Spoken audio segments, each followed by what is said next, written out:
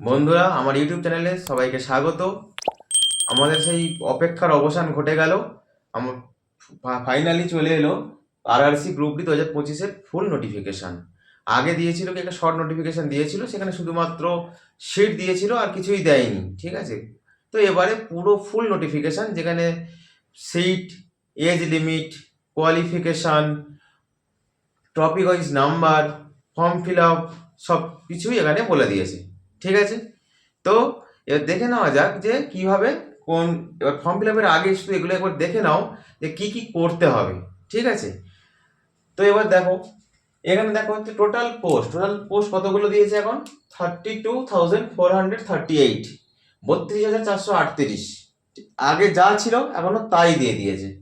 Qualification, এই qualification আগে নোটিশে বলা হয়েছিল মাধ্যমিক অথবা আইটিআই, কিন্তু এই নোটিফিকেশন শুধু 10th পাস হলেই হবে, অর্থাৎ মাধ্যমিক পাস হলেই হবে। আইটিআই থাকলে তো আরোই ভালো, আইটিআই যে কোনো থেকে পাস হলে হবে। এজ লিমিট আগে ছিল 18 থেকে 33 বছর, এখন করেছে 18 থেকে 36 বছর। এটা শুধু নর্মাল, 18 থেকে 36 বছর নর্মাল। সেখানে এসসি এসটিদের জন্য আরো 5 বছর যে এক্সট্রা, সেটা জুড়লে 18 থেকে 41 বছর। ওবিসিদের জন্য আরো 3 বছর এক্সট্রা, সেখান থেকে 18 থেকে 39 বছর হয়ে যাচ্ছে, ঠিক আছে। তো এই হলো বছর, বয়স সংক্রান্ত, কোয়ালিফিকেশন সংক্রান্ত, টপিক সংক্রান্ত, টোটাল পোস্ট সংক্রান্ত। এবার আসবে আমাদের কোন বিষয়ে পরীক্ষা হবে আমাদের এই গ্রুপ ডি পরীক্ষায়। প্রথমে জেনারেল সায়েন্স, সেখানে 25টা কোশ্চেন, 25 নাম্বার, প্রত্যেকটা কোশ্চেন 1 নাম্বার করে। ম্যাথামেটিক্সে 25টা কোশ্চেন, 25 নাম্বার, প্রত্যেকটা 1 নাম্বার করে। রিজনিং এ 30টা কোশ্চেন, 30 নাম্বার, প্রত্যেকটা 1 নাম্বার করে। জেনারেল অ্যাওয়ারনেস এবং কারেন্ট অ্যাফেয়ার্সে 20টা কোশ্চেন, 20 নাম্বার, প্রত্যেকটা কোশ্চেনের মার্কস 1। টোটাল 100 নম্বরের পরীক্ষা হবে। টাইম থাকবে কত, 90 মিনিট বা 1.5 ঘন্টা। এবার এখানে ভুলের জন্য নেগেটিভ মার্কিং আগের মতোই দেওয়া আছে, 1/3, যেরকমটা হয়। 3টে ভুল হলে 1 নম্বর কেটে নেবে। তো এই হচ্ছে পুরো ফুল নোটিফিকেশনের পুরো জিস্ট, এতটুকুই। Total post, qualification, age limit, আর পরীক্ষার জন্য যে সাবজেক্টগুলো, সেগুলো হচ্ছে মেন। এরপর আসবে আমাদের ফর্ম ফিল আপ হবে কবে থেকে, সেটা হচ্ছে বড় প্রশ্ন। ফর্ম ফিল আপ হবে কত থেকে, ফর্ম ফিল আপ ডেট 23শে জানুয়ারি থেকে 22শে ফেব্রুয়ারি পর্যন্ত। ফি পেমেন্ট লাস্ট ডেট 23 তারিখ এবং 24 তারিখ, দুদিনই তোমার করা যাবে। কারেকশন আর এডিট ফর্ম, কারেকশন যে কিছু যদি তুমি ভুল দিয়ে দাও, কিছু ইনফরমেশন যদি তুমি ভুল দিয়ে দাও, সেগুলো তুমি ঠিক করতে পারবে 25শে ফেব্রুয়ারি থেকে 6ই মার্চ পর্যন্ত। এবং সেখানে কিন্তু আবার তোমাকে এক্সট্রা করে ফিস দিতে হবে, এটা কিন্তু মাথায় রাখতে হবে, ঠিক আছে।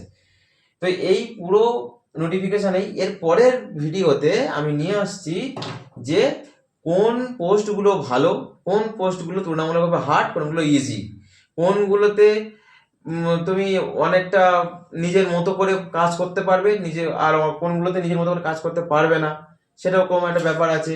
মেডিকেল স্ট্যান্ডার্ড অনুযায়ী পোস্ট, কার কি মেডিকেল আছে সেইটার অনুযায়ী তোমরা কিন্তু ফর্ম ফিল আপে পোস্ট সাজাতে হবে। তার কারণ ফর্ম ফিল আপে যদি তুমি পোস্ট ভুল সাজাও, তাহলে তোমার কিন্তু ভুল সিলেকশন হয়ে যাবে। দেখা যাচ্ছে যে তোমার পয়েন্টসম্যানের যোগ্যতা আছে, পয়েন্টসম্যানের কোয়ালিফিকেশন আছে, পয়েন্টসম্যানের মেডিকেল ফিটনেস আছে, তবুও তুমি ট্র্যাকম্যান পেয়ে গেলে। আবার দেখা যাচ্ছে তোমার আরো যে ওয়ার্কশপের যে পোস্টগুলো থাকে, যেগুলো আরো ভালো পোস্ট, যেগুলো তোমার হওয়ার কথা, কিন্তু তুমি পেয়ে গেলে ট্র্যাকম্যান, পয়েন্টসম্যান, এগুলো পেয়ে গেলে। তো সেই জন্য আমার একটা সাজেশন যে দেখো, 23 থেকে 22 ফেব্রুয়ারি মধ্যে লাস্ট ডেট তোমার, 22শে ফেব্রুয়ারি ফর্ম ফিল আপের লাস্ট ডেট, 22শে ফেব্রুয়ারি। তোমরা করবে কি, 5 ফেব্রুয়ারি থেকে ফর্ম ফিল আপ করা শুরু করো, যেখানে সবকিছু, কারণ এর মধ্যেও নোটিফিকেশন চেঞ্জ হতে পারে, কারণ নোটিফিকেশন চেঞ্জ হওয়ার একটা ব্যাপার থাকবে। তার কারণ যেখানে প্রথম নোটিফিকেশন বলা ছিল যে 10th পাস অর আইটিআই, এখন বলেছে শুধু 10th পাস। তাহলে এখানে একটা সামান্যতম হলেও ভুল আছে এদের নোটিফিকেশনে। সেটা পরে কি হবে সেটা পরের কথা, কিন্তু এখন তোমরা ফর্ম ফিল আপ করা শুরু করো 5ই ফেব্রুয়ারি থেকে। তার আগে আমি ভিডিও দিয়ে দেবো যে কোন পোস্টের জন্য টোটাল, কোন জনে কত পোস্ট, কিভাবে ফর্ম ফিল আপ করতে হবে, আর কোন পোস্ট আগে রাখতে হবে, কোন পোস্ট পরে রাখতে হবে। ঠিক আছে, ধন্যবাদ ভিডিওটি পুরো দেখার জন্য।